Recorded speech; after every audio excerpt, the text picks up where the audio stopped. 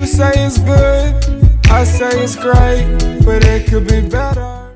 Hey gang, it's your girl Lynn, Ashanta, and I am back with another, as you know already, video. So today's video, so you guys, this is something new that I'm going to be doing on my channel. I am going to start a three-part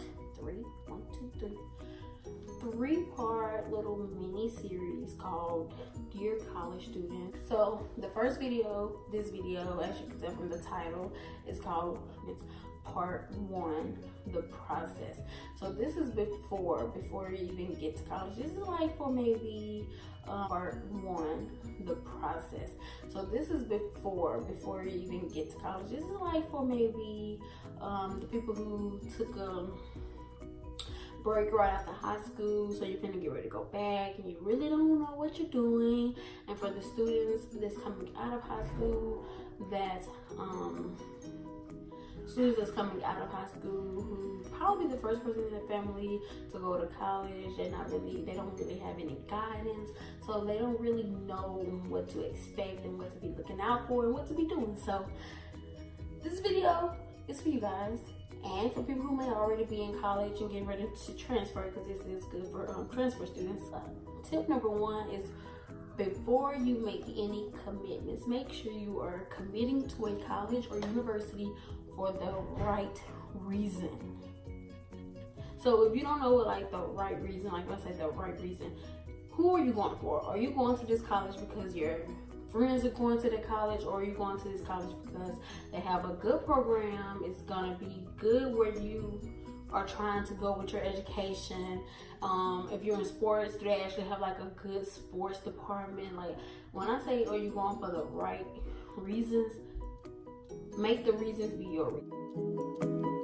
But when you get into the university level classes, that's 300, 400 levels, and you actually into the department that you're gonna be into, make sure that you look up the department as well, because you can get an overall feel of the university, and the university might be great and it might be a wonderful environment. Everything about the university on the surface level is excellent, wonderful, that's where you want to go. But then you actually get into your department, and your department chair is horrible, your advisor is horrible, the professors are horrible. It happens. So when you're looking at universities and looking at the ratings and all that, make sure you just don't look at the university as a whole, but you also do research on the department that you're going to be in, meet with your advisor, because you want to make sure you have like a good feel for the people who you're going to be in contact with your last years at the university. So when you go do your tours, make sure you talk to the people in your department. So now you pick the college or university you want to go to. Hopefully when you did your research, you saw how much the cost of attendance was, which leads me to my second tip when you're doing the process. Be reasonable. Ask yourself, how am I going to pay for this? If you're trying to go to like the best of the best university in your state or in the nation, you don't know that you're gonna be coming out of some money, and 9 times out of 10, your financial aid package is not going to cover all of your expenses. So you're gonna have to start looking at loans, and then once you get the loans, who's to say that even the loans that financial aid offer you is gonna be enough? Community college, you can most likely get away with just your financial aid, Pell Grant that the government gives you if you are eligible to receive that. You can probably get away with that just to get in that at community college level, but I can guarantee you, a university, even the cheapest of the cheapest university, you are not going to be able to pay for it with just Pell Grant. You're going to have to start looking for other scholarships and other means to pay for it. If you are going to university and they offer you a scholarship, you still have to do your FAFSA to see if you are eligible for Pell Grant. And most of the time, if you're on a full scholarship and you get Pell Grant, they're going to subtract how much of the your Pell Grant is worth from your scholarship. And one more thing about financial aid when paying for school, know the difference between the loan, subsidized and unsubsidized loan. I can't tell you the difference right off the top of my head, but I will say that one loan, the moment you accept it, start gaining interest on it, and this other loan, you don't gain interest on it until you graduate college. So yeah. And another thing is, when you're gaining all this debt, trying to go to college, undergrad, think about if you're going to try to go to grad school and go farther with your education. If you're going to go, if you're trying to go farther with your education after undergrad, please do not rack up all this debt in undergrad. And when you finally try to go higher up in your education, you're not going to have any money left. So think about that. Don't just accept the loans that they give you because they offer them to you. You can actually decline them, and 9 times out of 10 they're going to offer you those loans again next year, and because you haven't really accepted it, so you haven't really used up all of your federal funds yet. But don't accept the money just because they offer it to you, because you do have to pay it back even if they offer it or not. So I guess I should have said this before the payment, meaning well, halfway before the payment and like halfway after the payment. But my tip number 3 for the process is figure out where you're gonna live, because you get more money for living on campus because you have more expenses, because tuition goes up when you add in the housing and fees, versus when you don't live on campus and only you paying for the tuition. You're considered a commuter. Living arrangements, it's cheaper to do the double rooms, but in some universities, they do offer private rooms. At community college level, I know where I went, they did not offer private rooms unless you had like a medical or mental condition that hindered you from being in a room with someone. Other than that, you were in a room with someone unless you got lucky. But what else? Living arrangement.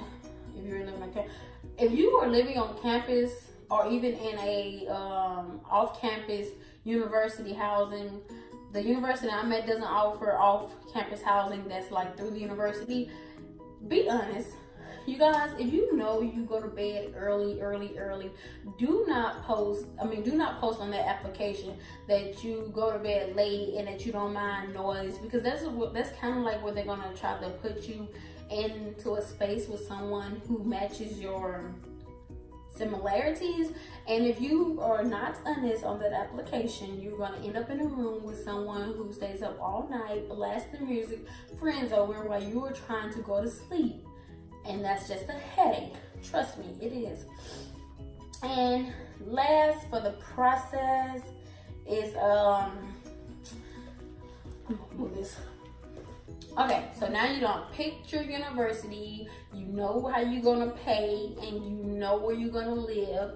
Pack accordingly to the space that is provided to you, because think about it, if you chose a 2-person room, a double room, you're only gonna have half the space that you have at home if you are used to your own room.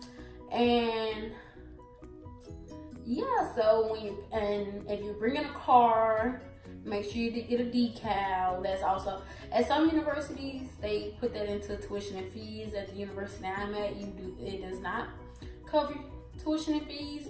And I know at a couple universities my friends are at, they don't cover tuition and fees. And decal can range from like $45 to $300 depending on what university you go to. Personally, I only had to pay $40 here at the lovely Alcorn State University. It's just inevitable that some universities are going to offer stuff that other universities don't. But don't let that hinder you. Don't go somewhere because, they have all this big stuff. They have concerts almost every semester, and they have all these lovely resources, and you know that it's not the place for you. Go to the place where you feel you're going to be treated with respect.